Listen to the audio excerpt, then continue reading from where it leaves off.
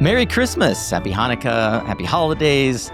For those of you here as listeners who are not watching the screen, you are missing out because I've got some of our SunCast leadership here on the screen in full holiday flair. Welcome to our Christmas episode. We actually have not done a real Christmas episode, but I would encourage you to go watch this one on YouTube. I've been begging you all year to do that. We've gotten a tremendous growth curve on YouTube this year, doing well over 6 million views. Thanks in no small part to one of the things we'll talk about on this episode today about sort of favorite moments of the year. First, let me say hello to my collaborators and co-hosts of this episode, Jeremy Pingul and Josh Beck. Welcome. All right. Happy to be here. Hey, Nico. Awesome to see you both in festive attire. And as we round out the year, the team thought it would be fun. In fact, this was an idea pitched to me. Hey, why don't you guys have a team, sort of an internal episode instead of a guest? We can talk about what we're most grateful for the year, what episodes excited us, what news in the energy sector or broadly sort of inspired us that things are going better than many might suggest if you just follow the news. And what are we looking forward to in the coming year? You know, Jeremy might have the least experience of the energy sector on our team, but he's been along for the ride for the last 3 years, really experiencing in the operations seat the way that the work we do impacts others. And he has the most, I'd say, engagement and touch with our customers who we help day in and day out shape their message, which in turn shapes the message of our market. And Josh, we might as well go ahead and say, is coming on board as a team member, officially joining here in Q4 of 2025. So that's the big announcement for this episode. Josh Beck, if folks are unfamiliar, has been a longtime friend and co-host of our live activities, especially the Power Up Live stage at RE+. It became really obvious that we had a lot of common vision for ways that we can work together. Josh, I want to start with, what are you most excited about coming on board as a full-time SunCast team member? Thank you so much, Nico. I am so excited to be joining the team here in 2026. I'm so energized because the industry is just growing so much. I've got a long affinity, and I've been a SunCast follower for 10 years. You know, obviously, as you know, and many people in the industry know, I work on the finance side, kind of driving investment towards a lot of projects and technology companies. And I'm so looking forward to coupling that with all of the great voice amplification work that you're doing across the industry as well. So many great things to come this year. Indeed, indeed. So keep an eye out on LinkedIn and other formats where Josh his fingerprint will no doubt show up if you've been listening to the podcast for the last several weeks. In fact, we've been running the episodes where Josh was the host at the Power Up Live stage. I hope you've enjoyed those. If you haven't, let me know. And we will modify and adjust. Maybe it's his tone or his pitch. I don't know. I think the feedback overall has been great, Josh, and certainly the feedback at our first inaugural SunCast Summit, where you helped host a number of conversations and sort of introduced folks to sort of the way that family office life works, was remarkable. It's very clear that folks see a ton of value in your insights around growth capital, and with coupling that with our growth marketing mindset. I'm really excited about 2026. But enough about that for now. Keep an eye out for new things to come in 2026. And if any of that sounds interesting to you as we kick off this episode, then you should email us, team@suncast.me. Let us know that you want to set up a call in the new year, and we could talk all about growth capital and growth marketing and how we can serve you and help you with your message positioning and positioning you well for growth in 2026. So we are on the podcast, and most folks actually know us for the podcast, SunCast. I thought it'd be fun to talk about our favorite moments from the year. Could be through the lens of an episode or two that you liked. And then I want to move into what were the sort of bright spot story or stories of the year that you feel gives hope for the industry. And then finally, we'll wrap up with what we think is the overarching sort of trend and theme for 2026 that folks should be paying attention to. With that, Jeremy, I'll kick it over to you first. What are some of the moments from the SunCast catalog that folks listening or watching might want to go back and check out because they stood out for you? The one that really stood out to me is episode 817. That's where Carl Anderson of Lectra. And for me, being pretty new to the industry, I think what he's proposing and what he's building right now is super exciting. It's basically helping homes become micro data centers. We know there's a huge kind of a lot of talk around data centers and building around that. And the way he kind of described it was, hey, look at these big data centers, and imagine you pull all those pieces and you just take a Lego, and that Lego is what you put in a house. I think that kind of messaging, that kind of analogy really resonates with people such as myself who are not experts in industry, but can immediately understand the value of what happens when you combine solar storage and this device that Lectra is building to do cloud computing, and basically have that as a revenue source and as an asset source. So that to me just really lit up my mind on what's possible for the future. What's possible for investment. And what he brought to the table was both the entrepreneurial mind, talking about like why patent's important, and also he's an investor, so he's like explaining to us business owners, what is important as you're building your company. After that episode, I called Nico. I was like, hey, we got to learn more about Lectra. This is amazing. You specifically said, can we invest in this company? Yes, I did. Yes, I did. What's great is actually the answer is yes. I mean, many can invest in this company. If you listen to that episode, you know that Carl is building something that is truly revolutionary, in my view. I think they either just closed the Series A or they're about to. If you do want more information on Lectra, go listen to that episode. If you want more information on how you could help them grow, feel free to reach out. I can connect you with Carl. Josh, what is your standout moment or moments from the SunCast podcast this year? My favorite moment was really the FEOC episode, the foreign entity of concern. I know that it's energy wonk, energy nerd focused subjects, not digestible for the mainstream audience, but for all of us who work day in and day out in energy, for me, it was incredibly impactful, particularly as someone who comes from that finance, supply chain, tax implication mindset. My God, is there anything more complicated than FEOC and trade and tariff barriers? And so it's one of these things that it just feels like whack-a-mole trying to understand it. And I thought that Christian Roseland from Clean Energy Associates just did a phenomenal job of summarizing something that is incredibly difficult to capture. I thought that Raj from EVS it just really, really highlighted in a real case example that Aaron from Amped did a fantastic job talking about the string level optimization and the way that it dovetails directly into that. And then lastly, Mojan Dajani from Baker Botts. Wow, one of the Mona. industry. Mona, I'm sorry, Mona. Thank you. From Baker Botts, one of the industry leaders in really understanding the legal consequences and the risk mitigation strategies around this. For me, I was just like, man, hey, you couldn't have done a better job, and those guys couldn't have done a better job of summarizing an incredibly complicated subject into 30 minutes. I want to give a hat tip to our editor, who reminded me recently that he's been with us for 9 years. And so that'll be a part of my overview as well. But our editor, Chris Mottram, man, what an incredible, he not only said that he thinks this is the best episode we've ever produced, frankly, but I think the listener can never really appreciate just how complex it is to pull more than one voice into an episode.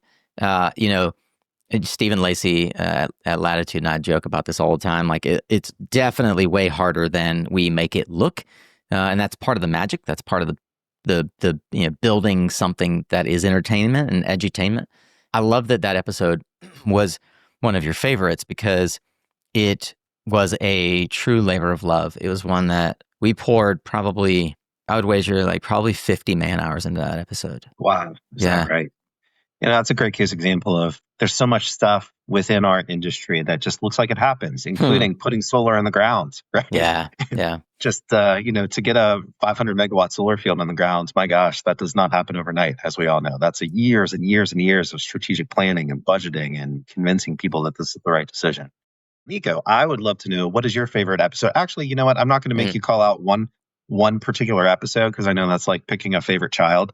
Can you give me your top five favorite episodes from Nico Johnson? Sure. Well, I'm going to kind of think about it thematically.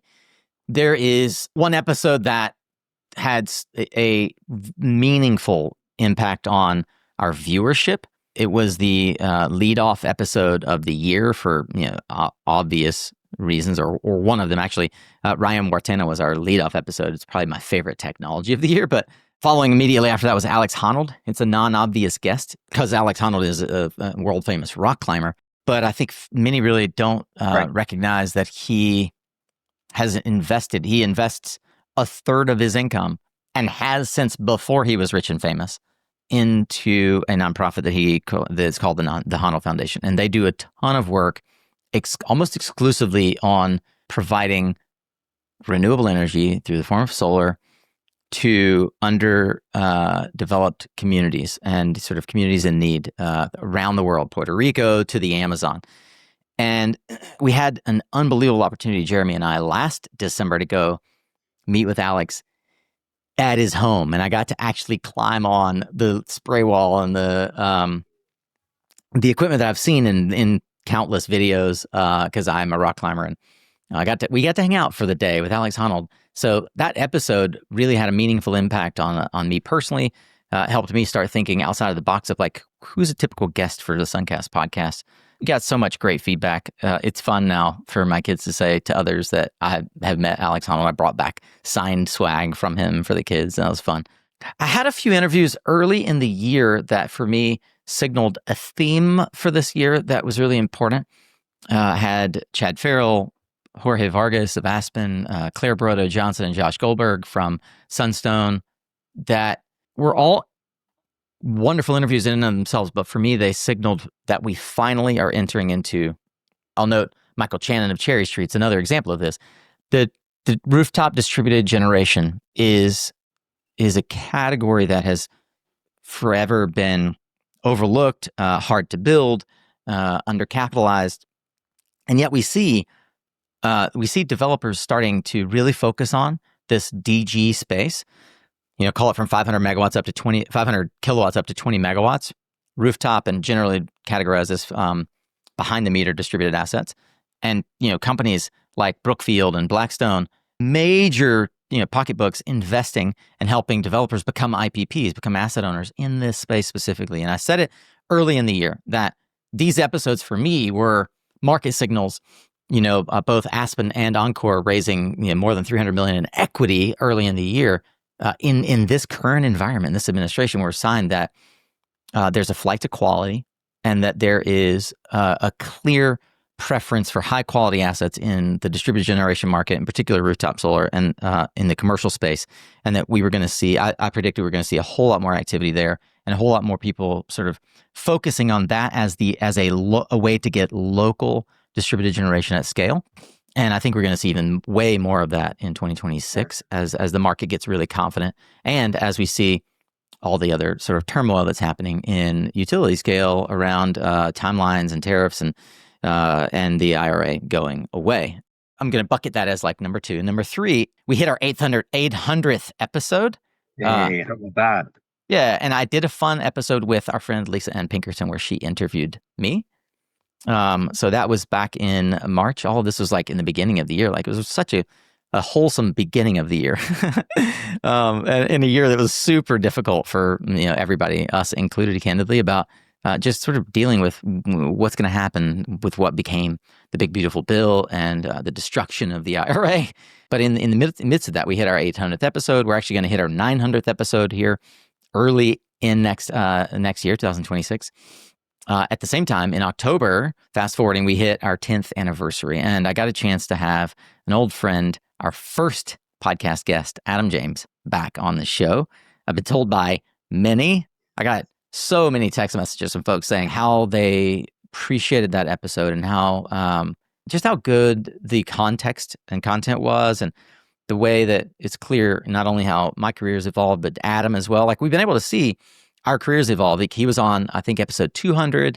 He came back for maybe episode 400. I can't remember exactly, but this is his 4th time on the show, and he was episode 1. So that was fun to like go back 10 years, have our first guest on. He turned the tables on me as well. So that's 2 times this year that I've had an episode that really focused back in on like where is SunCast going. And then 5, I had the opportunity to bring on just a ton of folks that prove that renewable energy is now being measurably deployed at scale with great certainty as capacity on the grid. I'll point to the episode, but it's by no means the only one, with Martin Herman, just one of the industry's stalwart founders. He started a company called 8 Minute Energy that many will recognize now as Avantis. Took forever to get Martin, as it does so many of these super busy entrepreneurs. I've been working on getting Martin on the show for, I think 5 years. So when I got Martin on the show, it was just fantastic. That episode was number 821. We'll link to all these in the show notes. But Martin has contracted power in, I think, New Mexico at 76% capacity factor with renewables. And all the naysayers, the fossil fuel wonks will say, oh, renewables is not reliable. The reality is renewables and batteries are the base load. They're using what's called a hybridized system with natural gas plants leveling out the asset. And, we've said all along, it's a yes and strategy. The fossil fuel industry has said to us, it's a yes and strategy. You can't push us to the side and presume that renewables is going to take on the whole grid. Okay, great. Then let's recognize the companies like Bright Night and Intersect that are doing the yeoman's work of proving that these hybridized systems are leveraging renewable assets, not fossil assets. And they're bringing in fossil to provide the certainty the utility and the grid needs. But they're renewable energy developers. Make no bones about it, and don't fool yourself. These are renewable energy developers. They don't have a bias towards fossil. They have a bias towards renewables. And to the fossil industry's point, we are leveraging natural gas and other resources to fill in where the intermittency of renewables falls short. And what I have heard offline is that those natural gas resources are being underutilized in those systems because the solar plus batteries does the job well in and of themselves. But it takes the thing that's the through line there, back to the Lectra conversation, is the introduction of AI into the process. Machine learning early on has allowed us to build the kind of software that can control these systems to forecast what can be deployed at scale onto the grid in clean electrons. And for me, that was one of my favorite stories of the year, just seeing how we really are being taken seriously by all of the load growth actors in the industry, AI, data centers, et cetera, as a viable resource for power. So that's a really long-winded answer for my top 5, but I feel like thematically those are some of the more important themes that we discussed this year. We did a lot on data centers. We partnered with Kite Rocket and did a whole series on data centers from ACP. Just had a lot of fun. And I want to point out one that maybe the most surprising episode of the year for me. And I'll wrap with that. Most surprising episode for me, I got a pitch in the spring by a lady wanting me to interview the guys from Re-Element Technologies. And I looked into it, and my initial thought was these are coal guys trying to greenwash their coal story.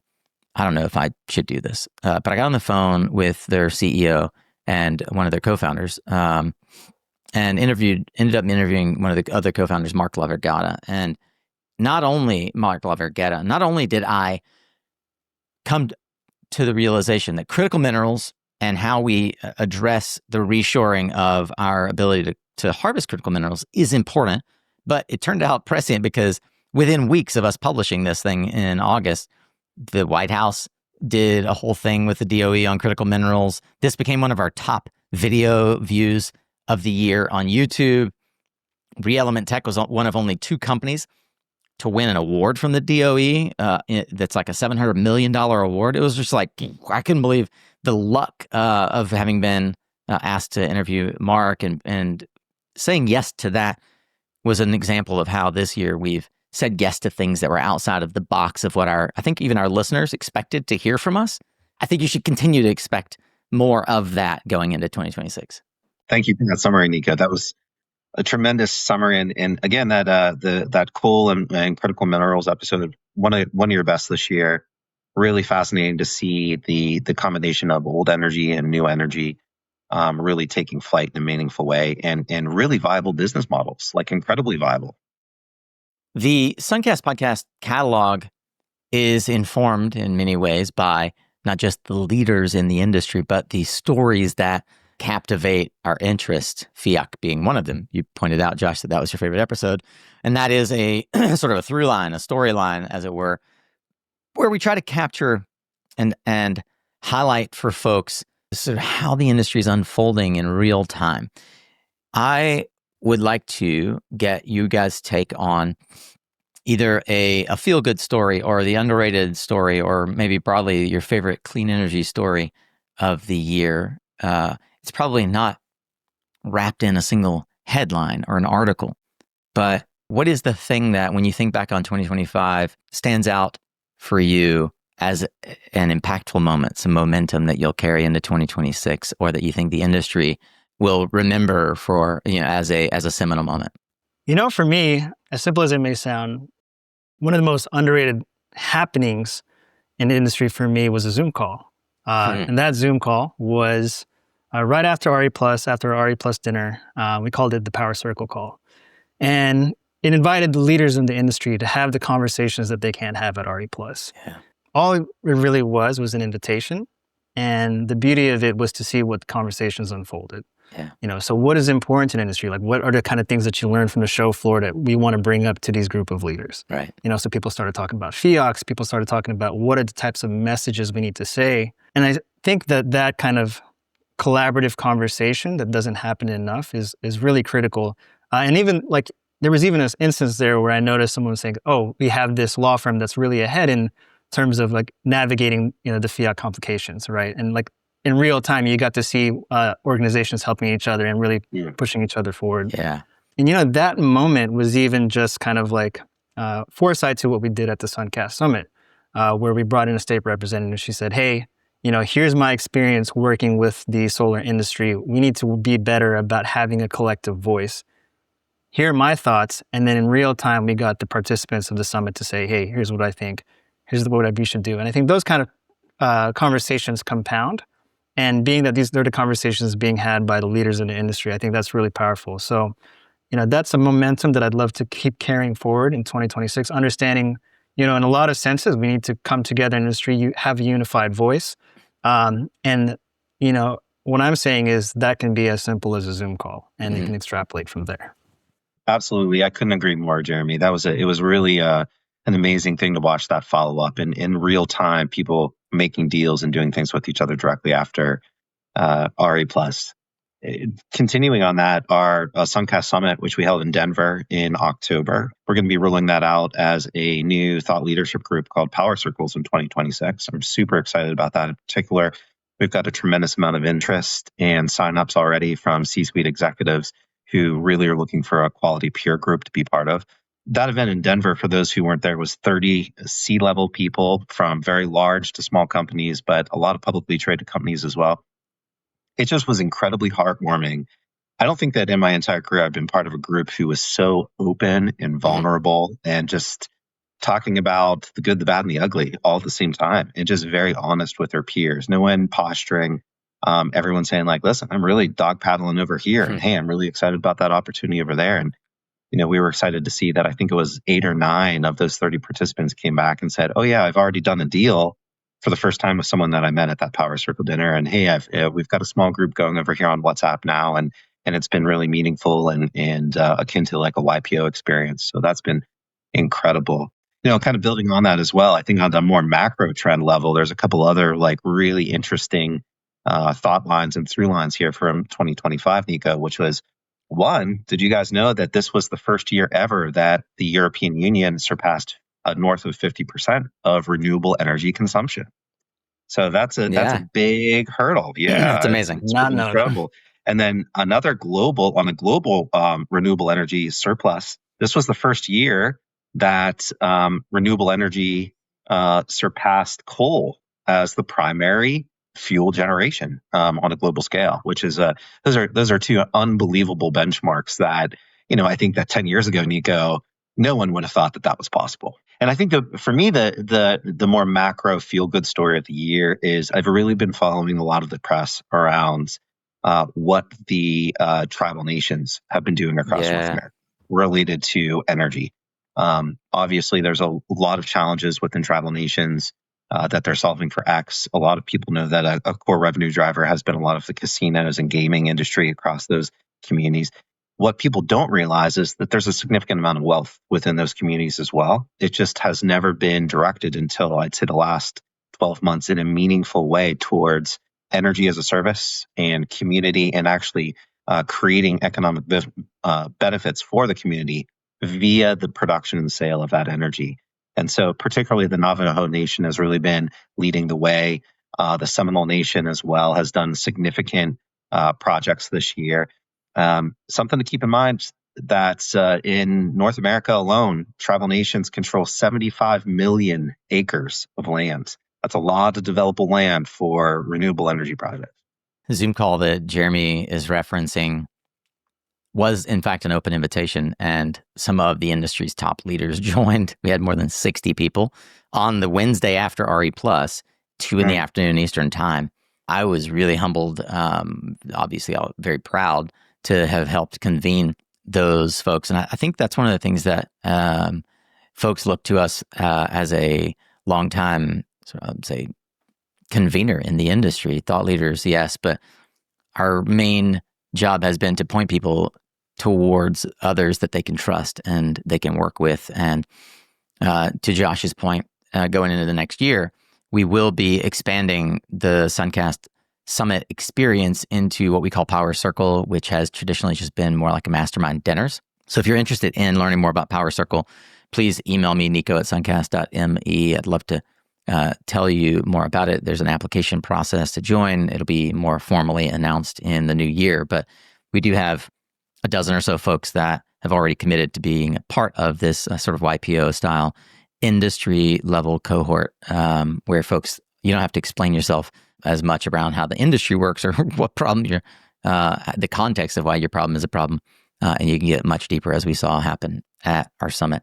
And Josh, I completely agree on the value of what is being developed in tribal nations. You don't have to look much further than Florida for both solar success and how tribes are using their sovereign position and wealth to build value and to improve the status of tribal communities. The Seminole tribe owns, I think, what many to consider an independent and famous brand, Hard Rock International, and have turned it into a true like sovereign wealth building vehicle for a tribe that had been sidelined and isolated like so many other sovereign nations here that were First Nations in the U.S.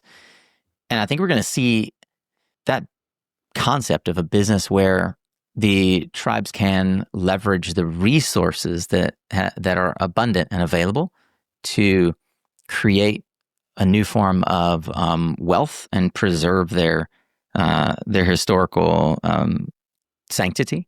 I see it giving dignity back to these communities, and I really appreciate that you've pointed that out. One of the stories that I've been following that has given dignity back to our industry in a year where lots of dignity was stripped from us, and I think it's probably my favorite clean energy story of the year. It's not a single headline, but it's what happened in Texas. So it's the one place that people probably assume renewables aren't going to work because of it being such a deep red state. Many might not know outside of Texas or the clean energy sector that it's one of the strongest wind corridors in the U.S. There's a ton of wind in West Texas, now a ton of solar and batteries, and they repeatedly this year stepped up and kept the grid balanced during real stress. There's victory laps over victory laps for solar and batteries this year, and there's over, I don't know, I'd have to check with Doug, but there's gigawatts in the queue in ERCOT right now for batteries, standalone batteries. And I mentioned, Doug, a lot of my understanding of how this has all come about is through the work of Doug Lewin, our friend at the Texas Energy Podcast, who, kudos to Doug, just took a job with Google to help leverage all the resources they have to improve the way clean electrons can power the AI future, as it were. But his podcast and his Substack in particular have done an incredible job documenting exactly how Texas has become proof that clean energy isn't ideological, it's operational. And he's had folks on his podcast like Bill McKibben this year that I've only dreamed of having. So my hat's off to Doug in more ways than one.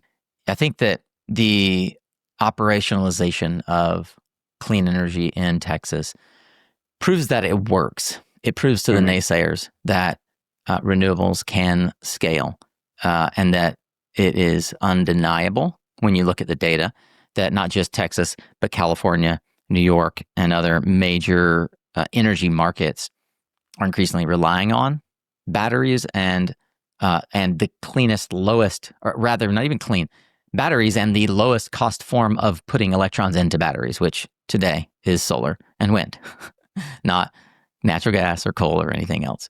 And that, for me, in a year where there was so much antagonism towards renewables, is just like, yeah, but here's the proof. The proof is in the pudding, as they say. Well, gentlemen, I don't want to keep folks unnecessarily from their eggnog. We are squarely a half hour into the episode. I think it would be prudent of us to round out by talking perhaps about what we think is going to be perhaps the overarching story to watch for in 2026. Jeremy, can you continue the trend and go first? For this question, I'm going to look inwards, but in how we serve outwards. And that is to say, like, I'm looking forward to the road to 1,000 episodes for SunCast. It's meaningful in a lot of ways. Of course, it's a huge ode to you, Nico, for being the voice in the industry and making it to 1,000 episodes. And then what I'm excited about is what that means for our evolution, right? So as SunCast Media and sitting on top of 1,000 episodes, what I like to say is that's 1,000 episodes worth of knowledge. Mm-hmm. And the things that we're able to do now, with AI and with our knowledge systems, is to really take that information, take that intelligence, and find new and improved ways to serve our audience and serve our clients. So these are the kind of geeky things that I'm tinkering with the back end, like building our systems and really figuring out how is all this knowledge going to help better serve the industry. So I'm excited about that. And of course, I'm excited to celebrate, Nico, the 1,000 episodes with you. And looking forward to the next evolution of SunCast with especially Josh joining. And with that, Mr. Josh Beck. Thank you, Nico. And thank you, Jeremy. That's great. It's an exciting year. I'm incredibly excited for building out something that's really going to take SunCast into the stratosphere in terms of growth. And, growth is not easy, especially in the type of atmosphere that we've seen over the last year. For example, I just read today that BP is going to be, as of January 1st, putting in their fourth CEO in 6 years. It is really hard, and all of that is because they've only been averaging about a 4% compound annual growth rate in their stock, compared to a much higher rate across publicly traded companies. Nico, how many CEOs has SunCast had over the last 10 years? Exactly one.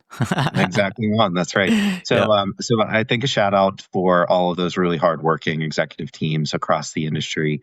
It's not easy doing what we do, and we're leading the edge. We're at the crest of the wave of a lot of different industries and technologies, and everyone is consummate professionals and entrepreneurs here. So, a couple things that, in terms of we move into next year, some macro trends that are really encouraging for everyone.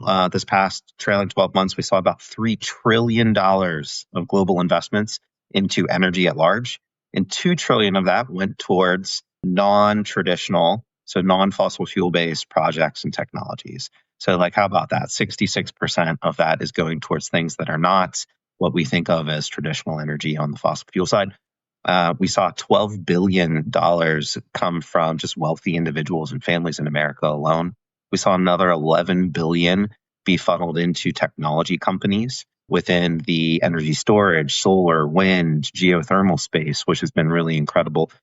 And we're really seeing a transition of people thinking of new energy and technologies as this kind of nascent thing of the future.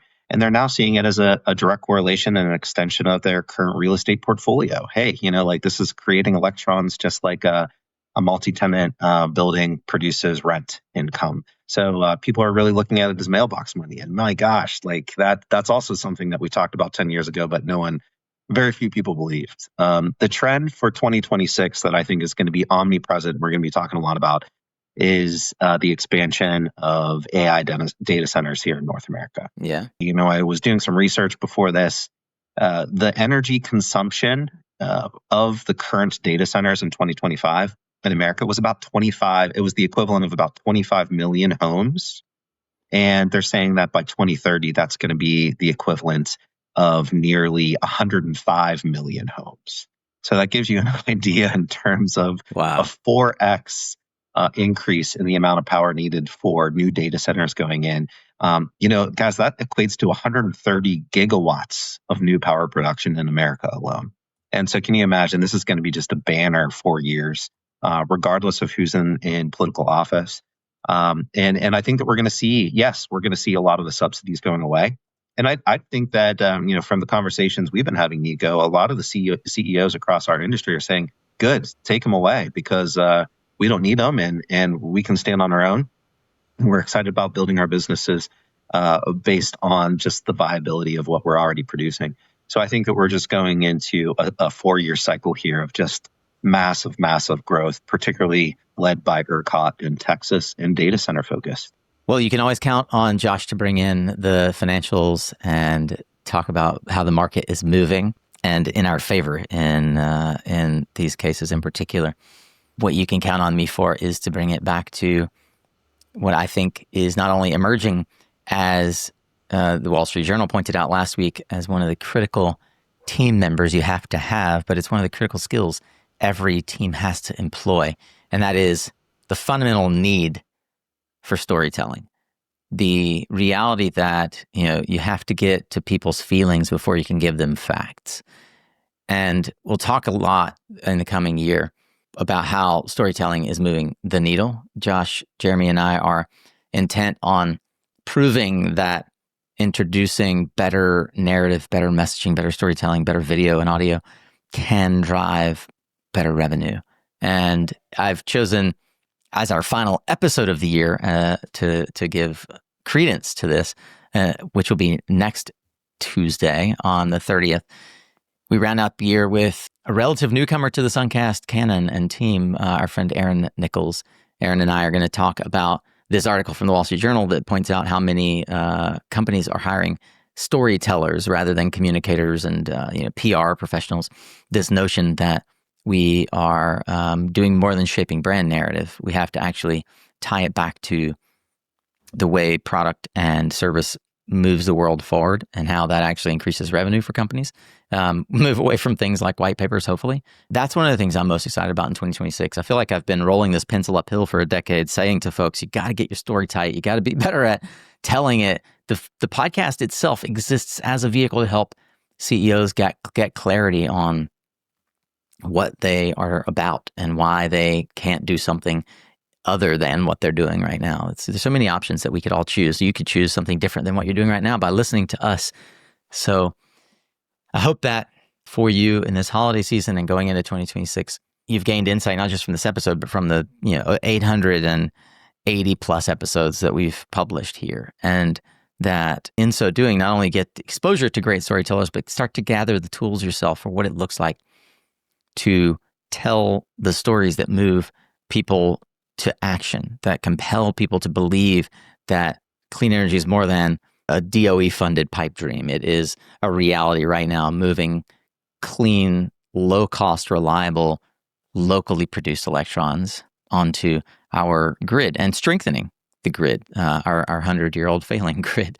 So I am encouraged that what I think is the trend of a trend of 25 that will persist in 26, and we'll talk a lot more about in next week's episode, is this notion that everybody needs a storyteller.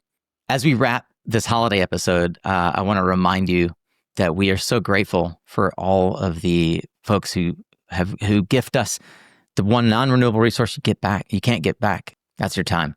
I hope that if you find this compelling, you'll share it along with others. And I hope that if you need in 26 support in your storytelling, you'll consider that SunCast is more than a podcast. We are a team, a well-resourced team that can help you elevate and improve your message and ensure that it has a broader audience.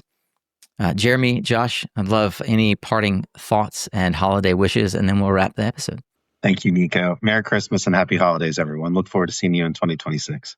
Echoing that, happy holidays to everyone. Looking forward to seeing you guys at the events, whether it's InterSolar, NABCEP, RE+. Being new to the industry, this community is just one of my favorites in general, whether it's the musician community has been around, the entrepreneur community has been around. this clean energy industry has some truly unique people, such as the two people with me right here. And I really look forward to catching up with the rest of you in 2026. To all of you who've been such great supporters externally and internally for SunCast this year, thank you. Heartfelt holiday wishes to Herman Schale, our production manager, to Chris Matram, our long-standing editor, to all the many named and unnamed folks who help ensure that SunCast comes to you each and every week, twice a week. Thank you. And certainly an abundant thank you to our sponsors, CPS Americas, and others who help underwrite this show. They pay the bills. All you have to pay is attention. As I've said now more than 800 times, you are what you listen to. Thanks again for showing up, Solar Warriors. It's half the battle. Merry Christmas.